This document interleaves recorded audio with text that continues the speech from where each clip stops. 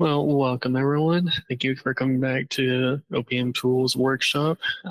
We are going to be continuing off of Workflow AI, just going deeper into detail on it, just what it can do, what it cannot do, and how it can overall improve your workflows or give you suggestions on how you can make your workflows better. All right, so what we have here is, I'm just using one of the recipes that we have in our library workflows that is available to us in case you don't know how to get to workflows. You go to automation, you go to workflows, create workflow, and then either choose one of your workflows that's already made, or you can go to create workflow, select a recipe, and we have plenty of templates for you to use. But that is not the focus for today. Today, we are going to be talking about Workflow AI and what you can use it for. So and just some general advanced tips.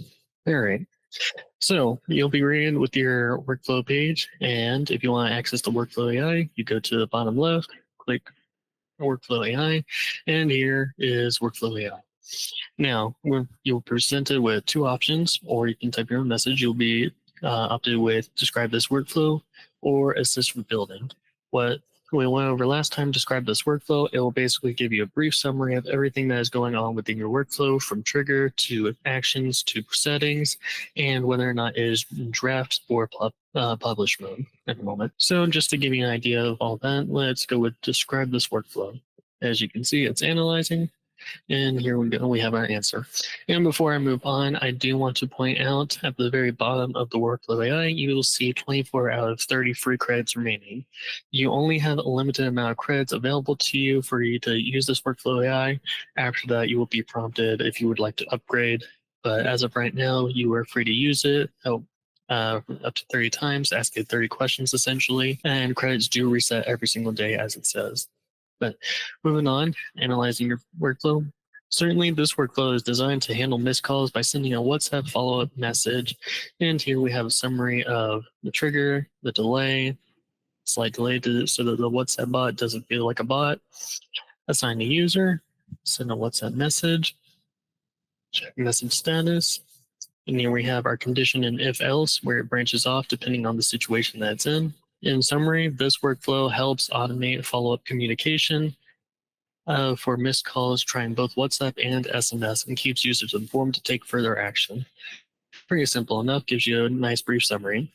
Now, let me try to ask, are there any internal issues with this workflow? And see how I'll answer this question, just so I can get an understanding if there are any conflicts with the actions in place and see if I can resolve them. Let's review the potential issues. Delay. The short delay between before sending a WhatsApp message is minimal, 0.2 minutes. Ensure that this timing feels natural and not too abrupt. That is a fair assessment. We don't want the delay to be too short, otherwise people might figure that it's a bot and are less likely to want to interact with it more, since people are more willing to interact with an actual person.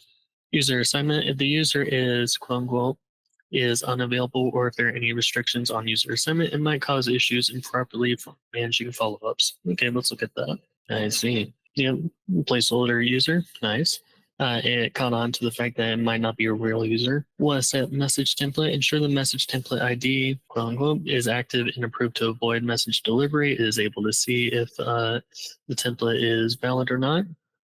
Branch naming, make sure that users who are responsible for follow-ups receive notifications promptly. Check for settings that might prevent these notifications from being seen or acknowledged.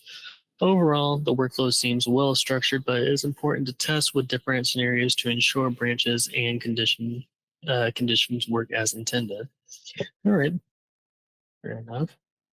Next, we want to see what are some suggestions for actions that we can put in place for this workflow. So let me see. Are there any suggestions for our actions to be added to this workflow? Here are some few suggestions for actions you can consider adding to enhance your workflow. Add contact tab.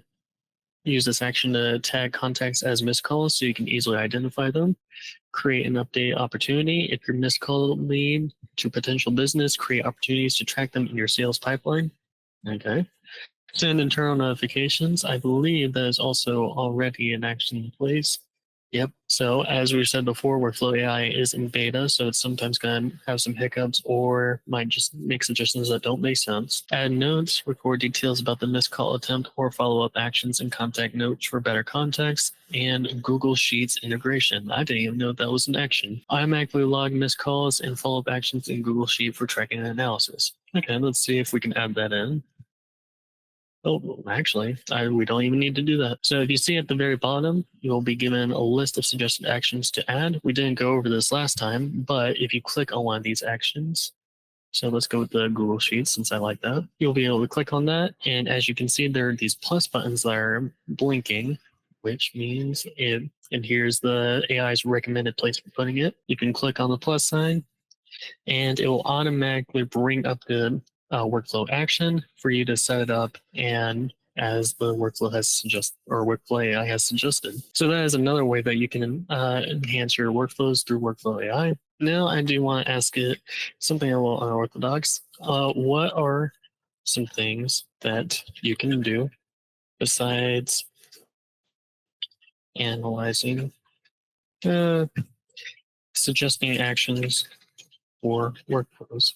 Apart from suggesting actions for workflows, here are some things I can do. Understanding triggers and actions. Okay, repeating what I just said. Optimizing workflows and troubleshooting and best practice. Share industry best practices for setting up and managing automations effectively.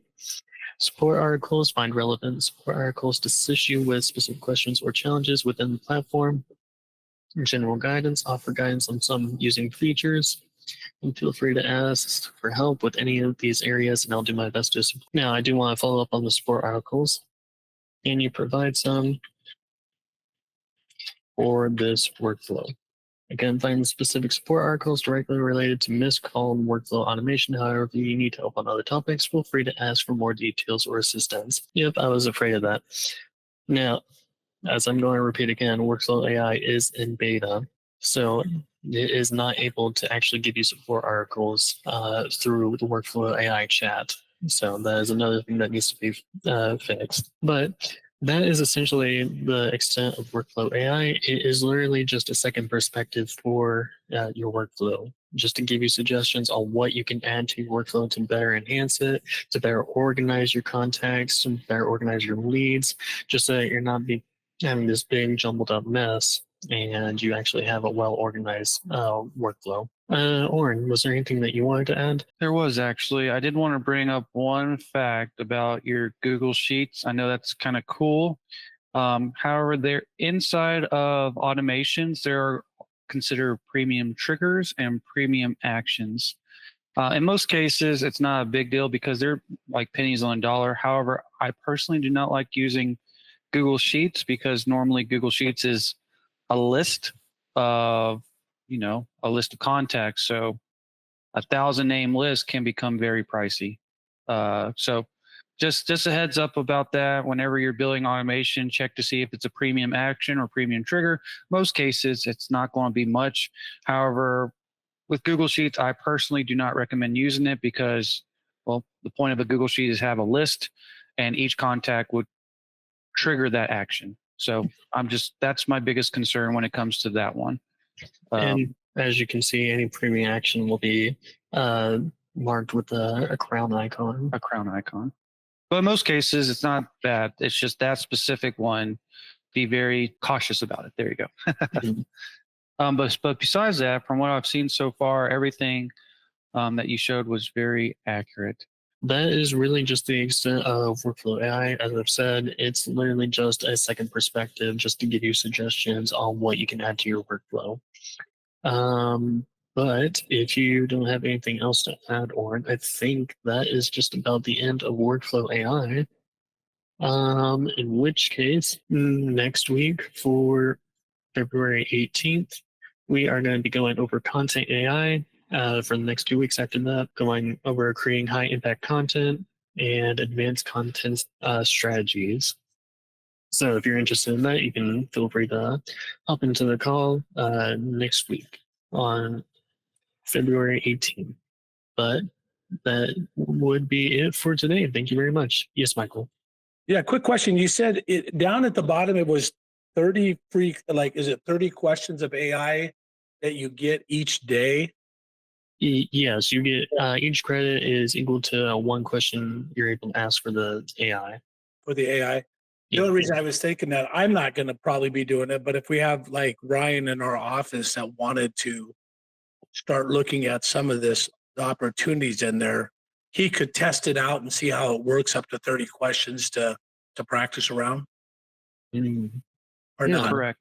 Yeah. No, you're 100% correct. With that. Yeah. And I have another person in the networking group that's getting into automation, and, he was asking me to come in and see if he could, because I was sharing about your program, Orrin, and how, OPM was working. And it was just, I just keep thinking that people need to understand more about your product, and, more people that are more technical than me. I'm not very technical, but, just, giving them an opportunity. I'm going to encourage them to start coming to the workshop so they can better understand what you guys have created. And then I just wanted to make sure that I understood that, because I've seen it in our thing, but I haven't done anything with it. So it's just good to know. And it's so, it helps you answer those questions. It seems like I ask you a lot, or you're helping me with. So it's been good to see that there. So good job.